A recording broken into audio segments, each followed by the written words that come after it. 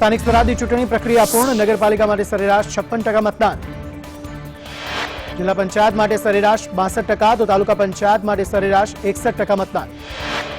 મનપાની ચૂંટણીની સરખામણીએ તાલુકા અને જિલ્લા પંચાયતમાં વધ્યું મતદાન. રાજકોટમાં મતદાન કરતા હોય તેવો વિડીયો સોશિયલ મીડિયામાં વાયરલ. મતદાન કરતા ફોટો કે વિડીયો છે ગેરકાયદે. ભાવનગરના વલભીપુરના વોર્ડ નંબર 4ના ભાજપના ઉમેદવારની અન્ય ઉમેદવાર સાથે મારામારી. પોલીસે મામલો થાળે પાડ્યો. મોરબીના ટંકારામાં જિલ્લા પંચાયતના કોંગ્રેસ ઉમેદવારના ભાઈ પર 2 શખ્સનો બૂથ પાસે જ હુમલો. મત માંગવા આવવું નહીં તેમ કહી માર્યો માર. લીંબડી નગરપાલિકાના મતદાન મથક બહાર ગંદકીથી મતદારો થયા પરેશાન. સતવારા ભોજનશાળા મતદાન મથક બહાર ગંદકીના ઢગલા. મતદાન મથકો બહાર સુધારાઈ દ્વારા કોઈ જ સફાઈ ન કરાતા સુધારાઈ તંત્રની પોલ ખુલ્લી પડી. જૂનાગઢના કેશોદમાં મતદાન સમયે બબાલ. મત રજીસ્ટર ન થતા હોવાની ફરિયાદ નોંધાવાઈ. ઈવીએમના બટન ખરાબ હોવાનો લગાવાયો આરોપ. મતદાન બંધ થતા લોકોના ટોળા એકઠા થયા. કચ્છના ભૂત તાલુકાના દેશલપર ગામે કર્યો મતદાનનો બહિષ્કાર. ખાનગી ટ્રસ્ટને જમીન ફાળવતા ગ્રામજનોનો વિરોધ. ગીર સોમનાથના બાણેજ બૂથમાં થયું 100% મતદાન. એકમાત્ર ઉમેદવારે કર્યું મતદાન. બાણેજ બૂથમાં છે એકમાત્ર મતદાતા હરિદાસ બાપુ. હરિદાસ બાપુના મત આપતા જ થયું 100% મતદાન. મોરબીના માળિયામાં પરંપરા સાથે ઉજવાયો લોકશાહીનો પર્વ. ક્ષત્રિય સમાજની મહિલાઓએ ઓઝલમાં રહી કર્યું મતદાન. ગોંડલમાં લગ્ન પહેલા એક સાથે 30 થી પણ વધુ જાનૈયાઓનું મતદાન. વહેલી સવારે દુલ્હને બિલિયાળામાં કર્યું મતદાન. બોટાદ ઉગામેડી ગામના વરરાજાએ કર્યું મતદાન. લગ્નના મુહૂર્ત પહેલા કર્યું મતદાન. પોરબંદરમાં 116 વર્ષના વૃદ્ધે મતદાન કરતા યુવા વર્ગને આપી પ્રેરણા. મતદાન મહાદાનનો આપ્યો સંદેશ. રાજકોટના રાજ સમઢિયાળા ગામે 109 વર્ષના વૃદ્ધાએ કર્યું મતદાન. જસદણના વિરણનગરમાં 105 વર્ષના વૃદ્ધાએ કર્યું મતદાન. હીરાબા હરજીભાઈ વઘાસિયાએ કર્યું મતદાન. મોરબીમાં 100 વર્ષના વૃદ્ધા જામકુબેન કામરિયાએ મતાધિકારનો ઉપયોગ કર્યો. મોરબી નગરપાલિકા વોર્ડ નંબર 8 માટે કર્યું મતદાન. જામનગરમાં ધ્રોલના લતીપરમાં 102 વર્ષના વૃદ્ધાએ કર્યું મતદાન. અમરેલીના બગસરામાં 87 વર્ષના વૃદ્ધ અને 85 વર્ષના વૃદ્ધાનું મતદાન.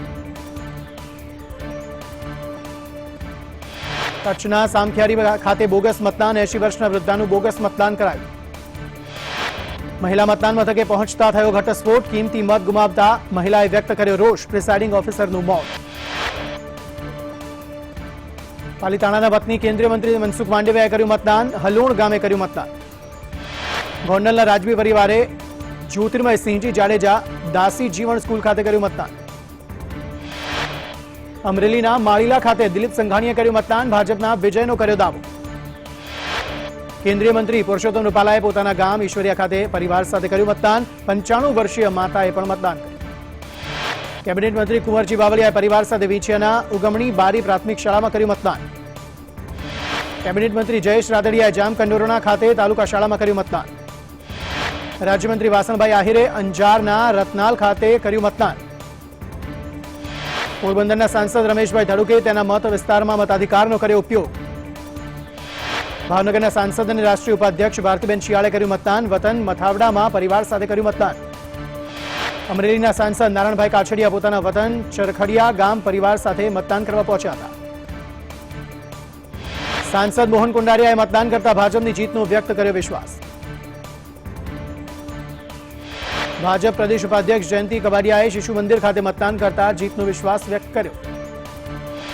અમરેલીમાં પરેશ ધાનાણીએ મોંઘવારી પર વિરોધ સાથે કર્યું મતદાન. માયાભાઈ આહિરે બોરડા જિલ્લા પંચાયત સીટ પરથી કર્યું મતદાન. રાજકોટ ભાજપમાં આંતરિક વિવાદ આવ્યો સામે. જિલ્લા ભાજપના પૂર્વ પ્રમુખની audio clip viral. DK Sakhiya અને પ્રમુખ મનસુખ વચ્ચે ખટરાગ. ભલે ગમે તેટલી મહેનત કરે તો પણ સીટો તૂટશે. નાગદાન ચાવડાના ભત્રીજાએ પાડવાનો ક્લિપમાં ઉલ્લેખ. ઓડિયો ક્લિપની સંદેશ ન્યૂઝ પુષ્ટિ નથી કરતું. રાજકોટ શહેરમાં કોરોનાના કેસ થયા 16,127. 18,802 દર્દી થયા કોરોના મુક્ત.